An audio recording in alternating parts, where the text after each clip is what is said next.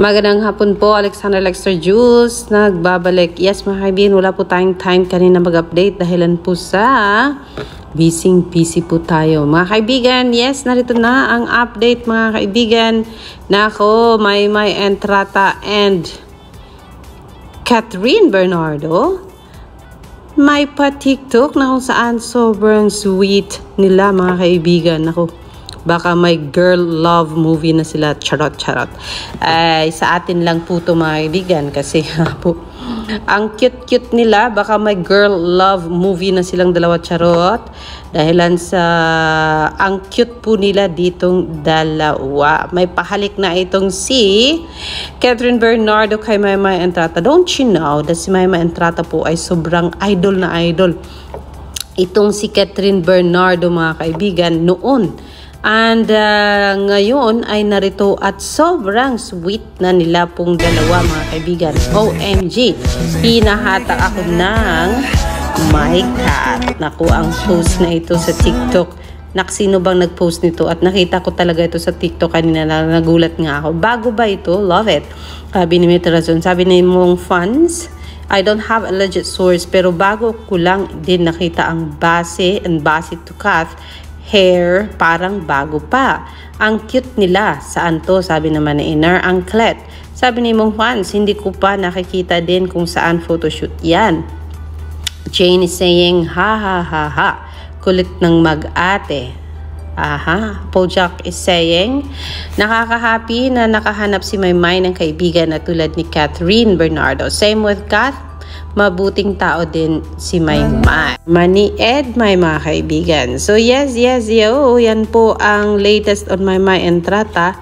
And kumakalat po ito sa Twitter sa mga oras na ito mga kaibigan. I'm not sure kung nasa Instagram ba din ba ito. Let's see. Wala pa po sa Instagram.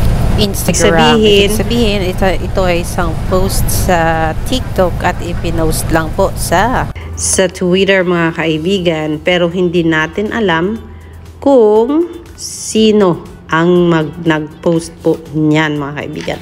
Gusto nyo hanapin natin sa TikTok? Sige, let's go. Punta tayo sa TikTok, hanapin natin. Sino ba ang nag-post? Natin alam kung ito talaga ang original mga kaibigan, kung saan meron itong 20,000k hearts posted by Kashiro Elopre Olved. Siya po ang nag-post niyan mga kaibigan. And base dito, ang mga post niya ay about Marydale Maymay Entrata. But then yes, this post is the biggest na pinakadakong post na nahitabo sa iyahang TikTok post kasi ito ay umabot ng 20,000 likes and 134 comments mga kaibigan. Ang sabi, oh my cat, ang saya. Ang sabi dito, at Maymay Entrata at Catherine Bernardo po mga kaibigan. So yo, V pa kaya si Kath? Ay, baka sila talaga. Ramdam ko yung kaba ni Maymay. Dati idol niya lang si Kath, but now best friend forever na sila. Ang bait talaga naman kasi ni Catherine. Hindi pa superstar o gali. Idol lang dati ni Maymay dati.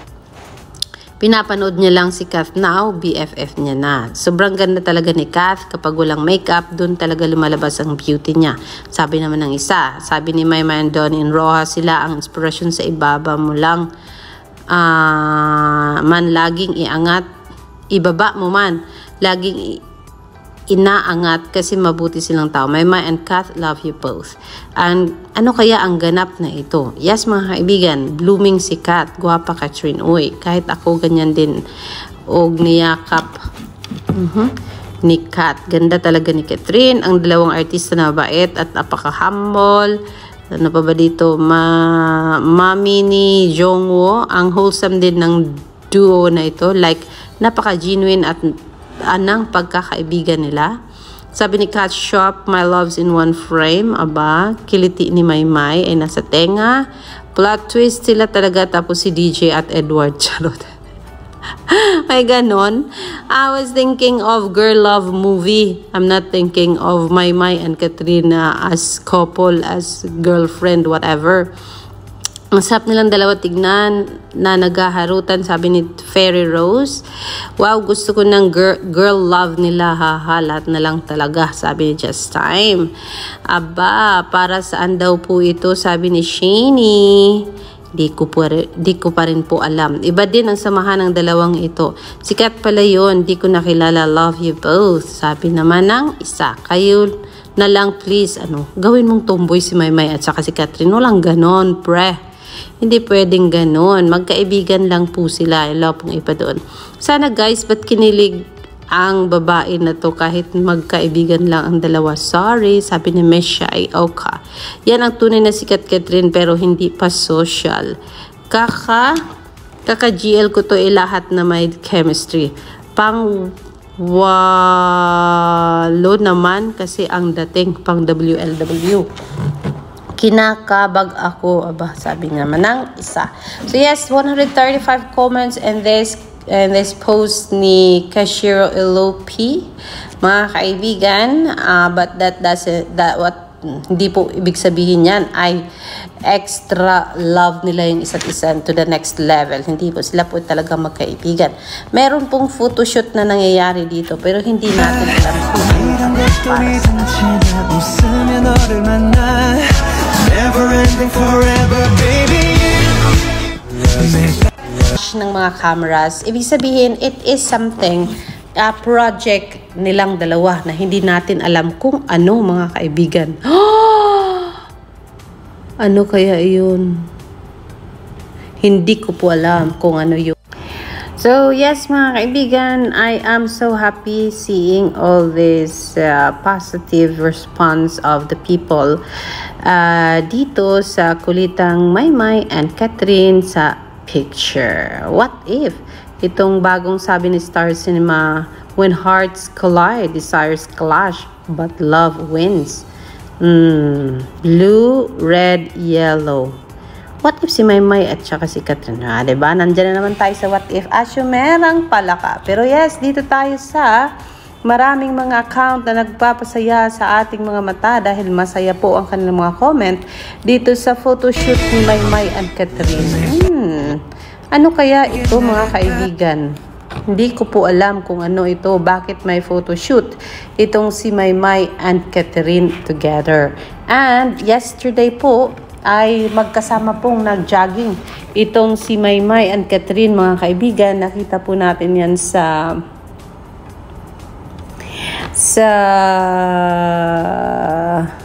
Twitter. Kaso nga lang, hindi natin nabigyan ng pansin ng umaga dahil busy po tayo, mga kaibigan. So, basta something is brewing up. Yan po ay hindi ko pa maintindihan at hindi ko masabi, pero parang nasisense ko, something is so special about this video or this photoshoot. Kung bakit kailangang magganyan si Maymay at saka si Catherine. Aba, is it another level of acting, Maymay and Catherine? Hindi po natin alam. Yes, yo. Basta yan po ang ating pinaka-update ngayong umaga. And kita-kits later for more dito lang sa ating channel, mga kaibigan. Alexander Lexter Jules. Magandang hapon po sa inyong lahat.